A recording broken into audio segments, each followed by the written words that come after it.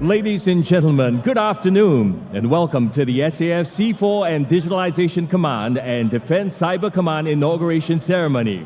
Please kindly switch all mobile devices to silent. Thank you.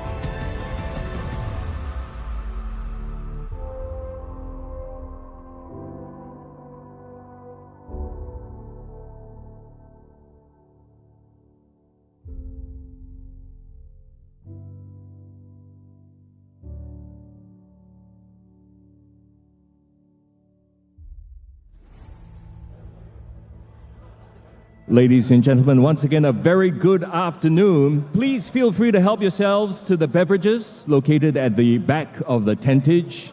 By the way, washrooms are available to your left on both level 1 and level 2. Thank you.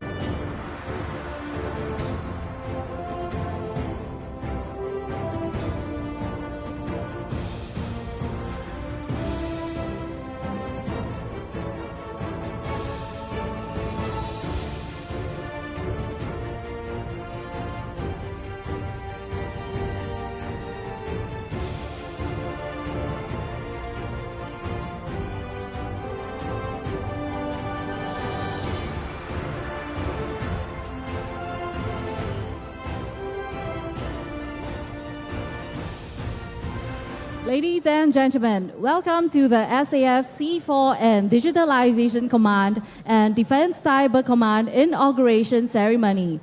Please be seated and kindly switch all mobile devices to silent. Thank you.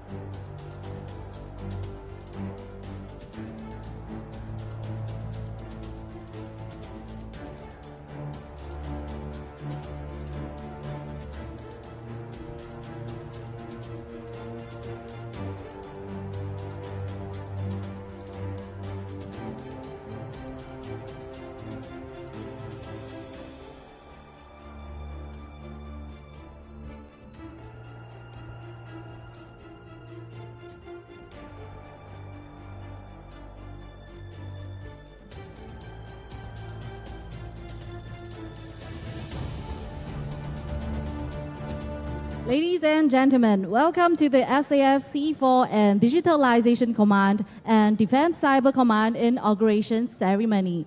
Please be seated and kindly switch all mobile devices to silent. Thank you.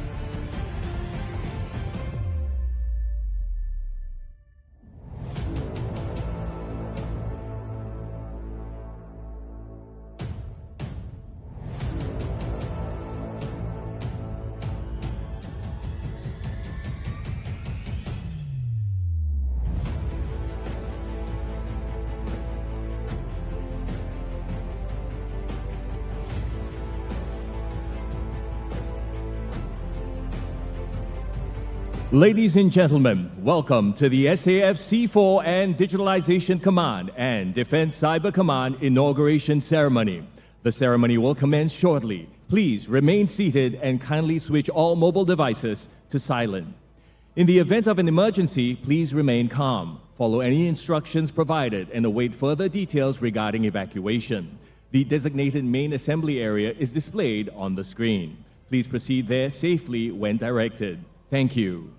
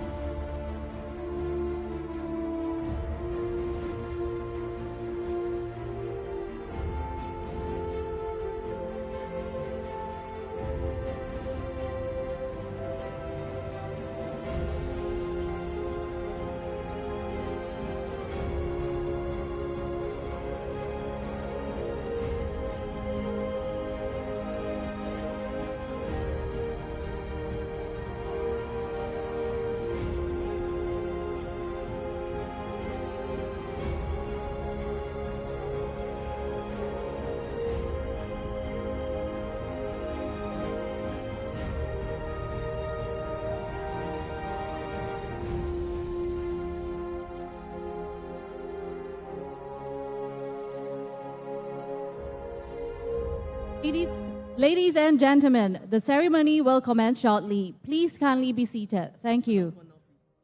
Ladies and gentlemen, the arrival of our guest of honor, Minister for Defense, Dr. Ng Eng Hen. Please rise.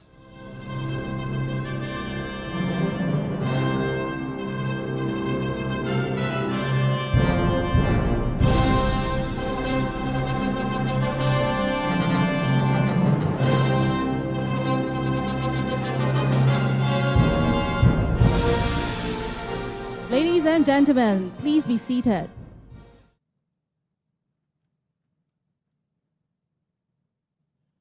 Good afternoon, Minister for Defense, Dr. Ng Eng Hen. Ladies and gentlemen, a very warm welcome to the SAFC4 and Digitalization Command and Defense Cyber Command Inauguration Ceremony.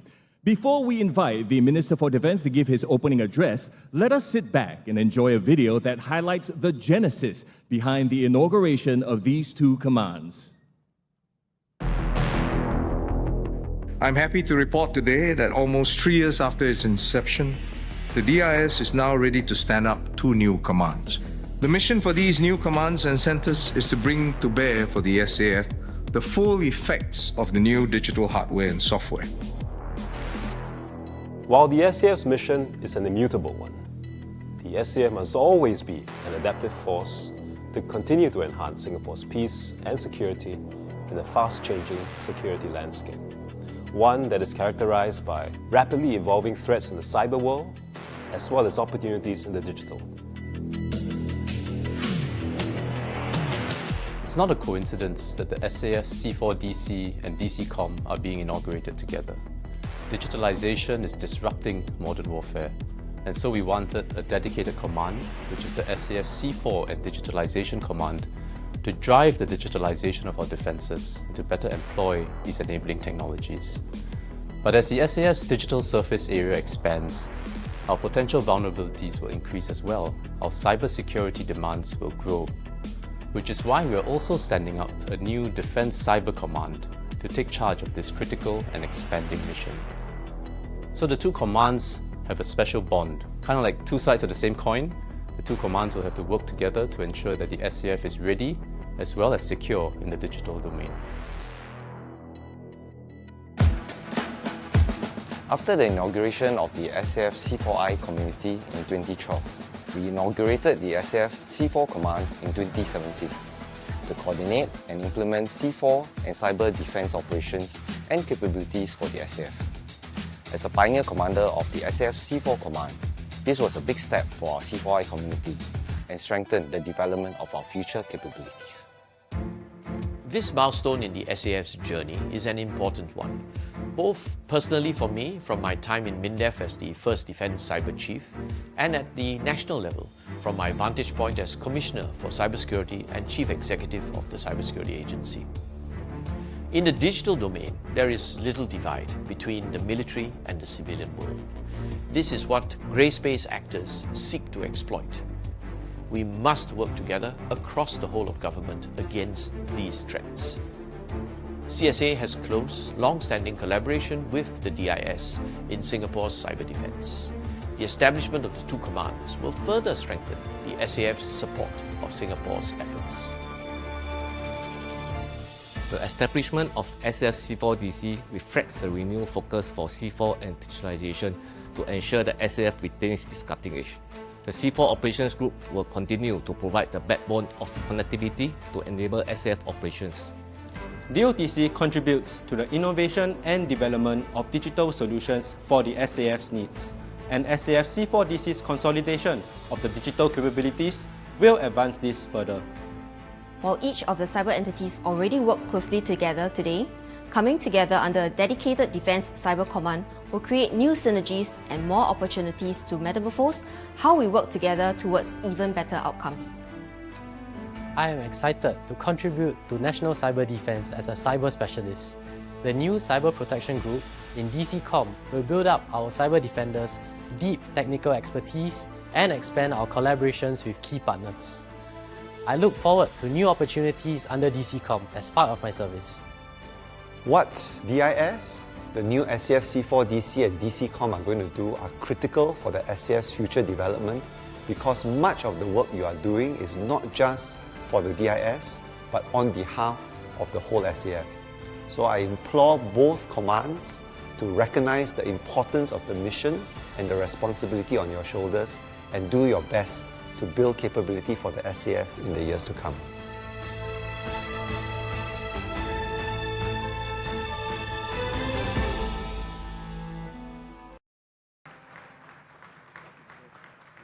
Ladies and gentlemen, it is our great pleasure to invite our Minister for Defense, Dr. Ng Eng Hen, on stage to deliver his opening address. Sir, please.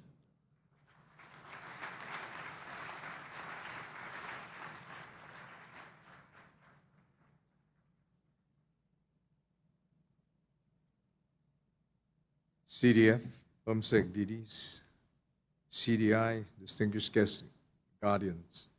Let me wish everyone a good afternoon. It's a good day because we gather here to mark a significant milestone, as you saw in the video, for the DIS, as we inaugurate two commands, the SAFC4 and Digitalized Command, SAFC4DC, as well as the Defense Cyber Command, or DCCOM. 2 weeks ago, I announced at our Committee of Supply in Parliament that the DIS, first set up in 2022, 3 years ago, was now ready to set up two commands that we are inaugurating today. It's useful to study public reactions to announcements, not only for DIS, but MINDEF and the SAF and the whole of government, because it tells us the reactions of the public, tells us whether they think we're on the right track in protecting Singapore, whether we are doing enough, whether we are doing too little, too much, and whether our efforts are rightly placed. It's like, I remember when you're young, you bring your report card to show your mother. I mean, the reaction is very important. Maybe for my generation, your generation, maybe not so important. Well, what were the reactions to the two announcements? First, there was low online chatter. That's how we monitor. We see graphically whether it spikes up or not. And low online chatter, to me, is a good sign. In the advent of social media, the public reacts stronger to mistakes made, or if they are uncertain if moves are needed. I remember Mr. S. Rajaratnam in Parliament trying to explain this, and he says that if you have an incident where dog bites man, the reporting is very low. But if you have man bites dog, it jumps up. If you have a SAF regular bites dog, finish. It'll go viral, right? So a quiet affirmation is welcome. But some individual comments did capture the sentiments. One individual expressed relief that the SAF is embracing new technology and that it's crucial that we remain vigilant, fully capable of defending ourselves, never caught off guard. Another said that the Singapore Armed Forces is not a given, especially for a resource-poor nation like Singapore.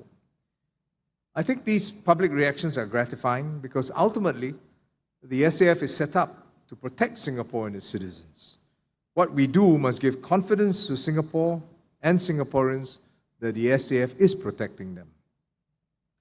I think we would have had a stronger negative reaction if the SAF had stood still, even as digital threats increase exponentially. Just imagine that if we did not set up these commands, or for that matter, the Digital Intelligence Service as a fourth service, I suspect that in that situation, questions and doubts would arise if the SAF in Singapore can protect against digital attacks. But the corollary is also true, that Singaporeans will hold the SAF accountable if our digital backbone is disabled by cyber attacks from an external aggressor. As you heard from the CE of CSA, the border for IT between civilian and military is not clear-cut. In fact, it's very porous. Just as we discovered during the threat of terrorism, the public expects the investments into our defense budget to also deal with this emerging external threat. And the SAF must step up to this challenge to protect our digital backbone and critical IT infrastructures. Yes, various governments, agencies must work together to deal with the digital threats. That's a process requirement, but that's not an accountability requirement. The responsibility and accountability to deal with threats from an external source kinetic or non-kinetic, falls squarely on the SAF. Never mind the division of labor between agencies. Because when something happens, I assure you, fingers will be pointed our way. That is why in my COS speech, I made clear that the mission and accountability of these two new commands, what they were, the setup of the DIS and the two new commands today is timely. We've seen an alarming increase in the frequency, sophistication, and scale of cyber threats. Cyber threat actors have refined their methods, use advanced techniques, they also use AI, zero-day exploits, ransomware, to target critical infrastructure, whether it's in healthcare, energy, government sectors. Even our own security sector is not immune to these threats. Remember in 2017, MINDEF and the SAF had a breach in our portals used by NSmen and staff. Recently, the home team, NS, was targeted by a ransomware attack, affecting servers that contain employees' and members' data. These attacks were limited, in fact, because these were the systems that were meant to be outward-facing for the use by our NS-men when they come into in-camp. So they didn't degrade, they were separated from our operational systems. So when these systems were compromised, they didn't degrade capabilities or performance of either the SAF or the home team.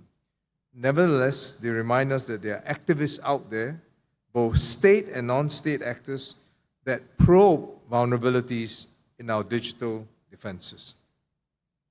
Hackers are now able to exploit vulnerabilities even faster than before. In 2018, it took an average of about 2 months for them to develop a malware to infiltrate systems.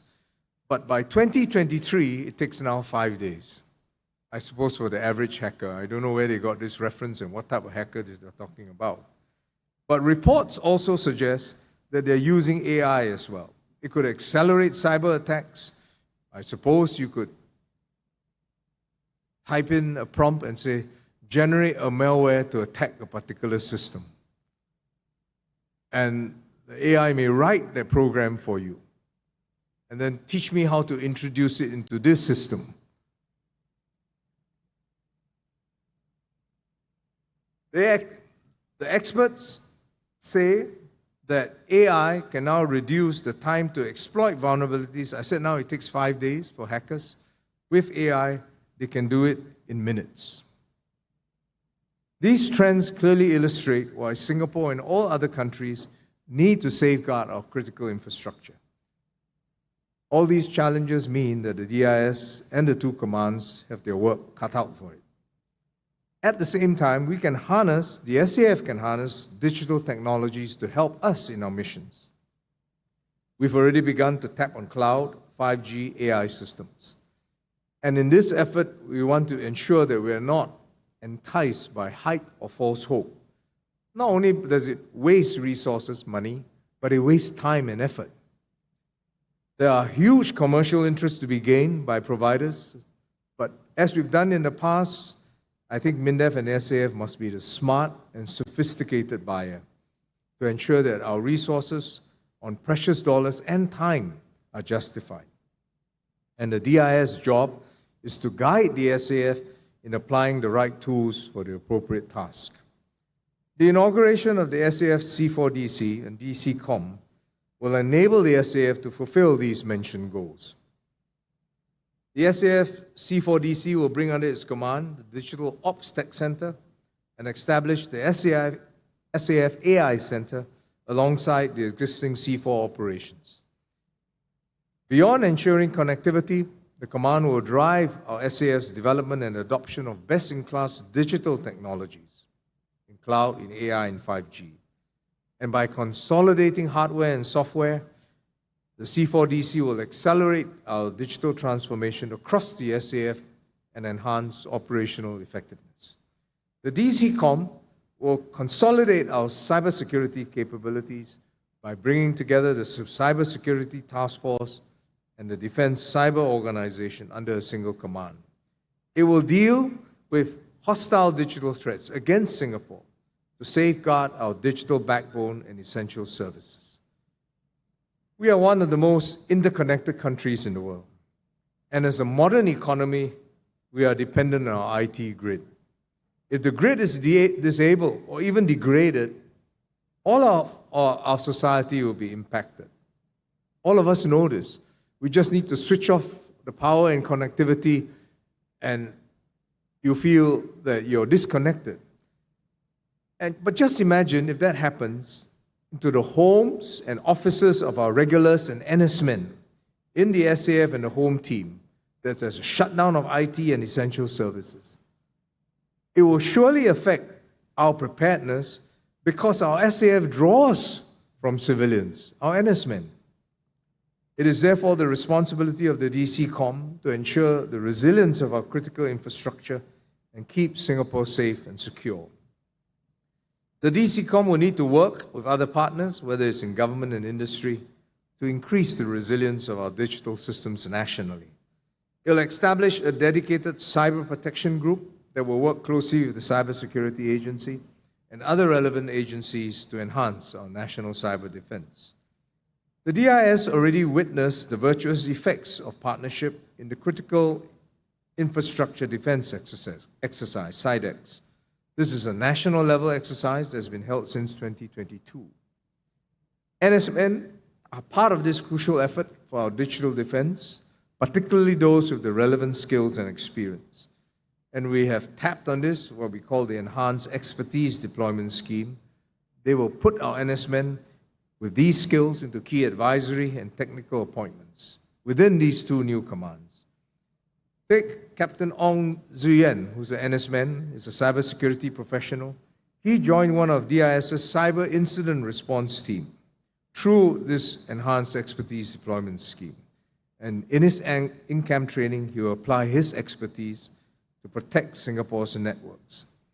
Our NSMen also participate in multinational cyber security exercises, such as Exercise Lock Shields last year. This is a global cybersecurity which simulates large-scale attacks on critical infrastructure. They then pit their skills against the world's top military cyber experts, and from there gain valuable insights and hone their craft.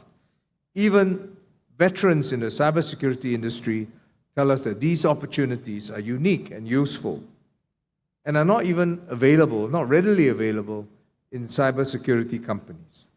To date, we have deployed about 500 NSmen across both commands in cyber, software engineering, AI, cloud infrastructure, and engineering appointments. As the cyber threats and SAF capabilities grow, many more NSmen can step forward to build our digital defense of Singapore. The DIS must partner private sector to keep up with the rapid innovation in cybersecurity and digital technologies. The IT cycle is very fast loop, and you have to gain access to cutting-edge solutions and operational insights. Just recently, MINDEF and the DSTA signed a contract with Oracle, a cloud service provider, to jointly develop cloud environments suited for MINDEF's use. Separately, an MOU was also established with Dragos, which is another leading cybersecurity company, to jointly develop advanced cybersecurity capabilities. This follows similar arrangements that the DIS has with Google, Microsoft, Ensign Infosecurity, and ST Engineering.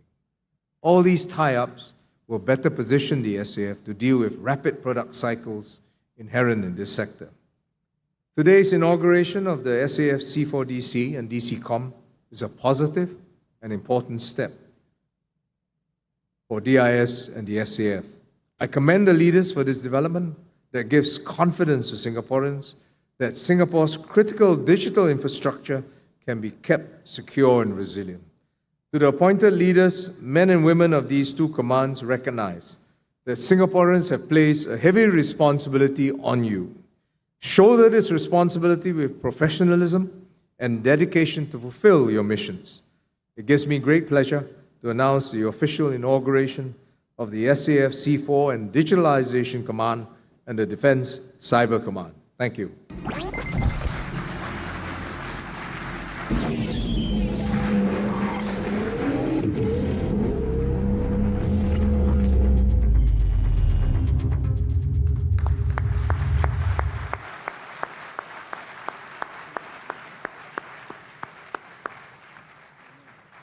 Thank you, sir.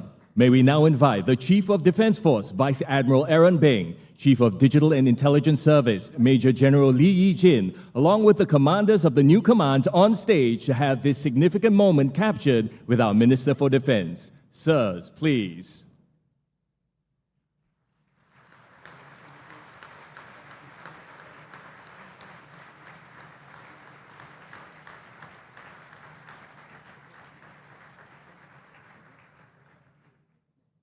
May we now invite Chief of Digital and Intelligence Service, Major General Lee Yi-jin, to present the mementos to the Minister for Defense, Dr. Ng Eng Hen, in appreciation of his presence at this inauguration ceremony. Sir, please.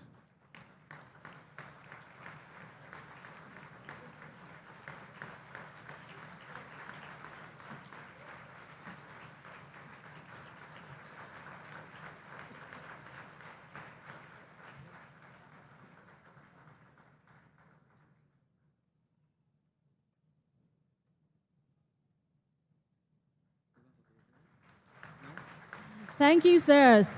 Ladies and gentlemen, the Minister for Defense, Dr. Ng Eng Hen, will now take his leave. Please rise.